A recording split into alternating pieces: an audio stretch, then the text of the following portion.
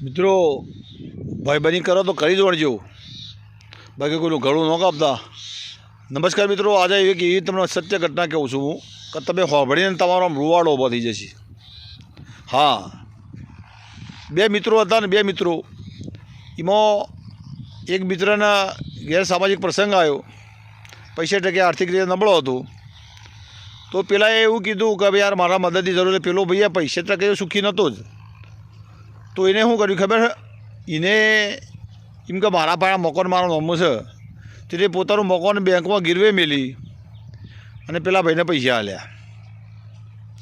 પેલા ભાઈને પૈસા આલ્યા બેંકમાં મકાન ગીરવે મેલીને કે લે પૈસા પછી તારા પૈસા આવે વખતે તું આવીએ ભરી દેજે.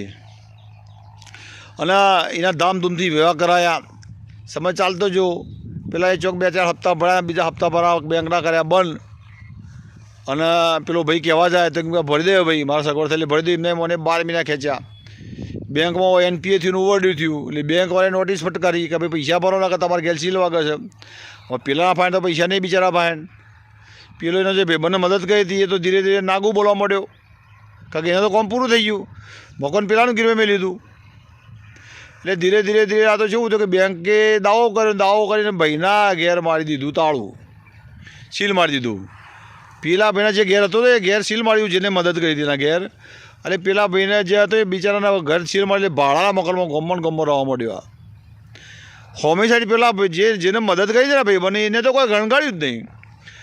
આને બનાવ છે એવું બન્યો. આ લોકો ચેટલી નીચતા કહેવાય. હોબળો તમે, ભાઈ બની મને મદદ કરી હતી ને ચેટલી નીચતા કહેવાય.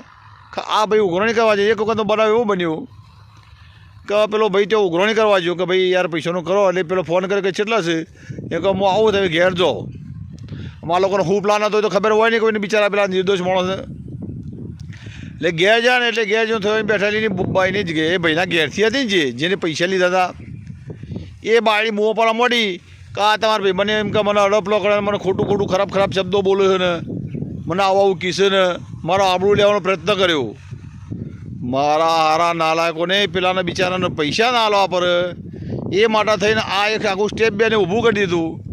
અને પેલાને બિચારાને બોલતા પછી આ લોકો ઉબાળો કરી દીધો કે મારા ઘરમાં બેઠો મારે આ કર્યું તે કરીને બિચારાને જે પૈસા આલવા ના પર એ માટે મને નાટક કરી અને એવો ઉબાળો કરે એટલે ગામમાં તો લોકોને મજા આવી જઈ.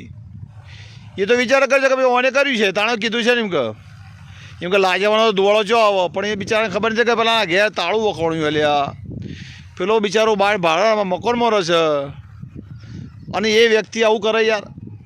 પેલો કે યાર મેં કશું નહીં કર્યું, હું મારા પૈસાનું ઘણી કરવા છે. વાસ્તવ પેલા 2 જણો નાગી કરી હતી. સમાજમાં આવા નાગા માણસો છે, કેટલાય લોકોના અનુભવ થયા છે. કેટલાય લોકોને આથી ખોનગીમાં પૈસા ખોયા છે, કાંક આબુડા ભાગ્યા બિચારા પૈસા ખોવું.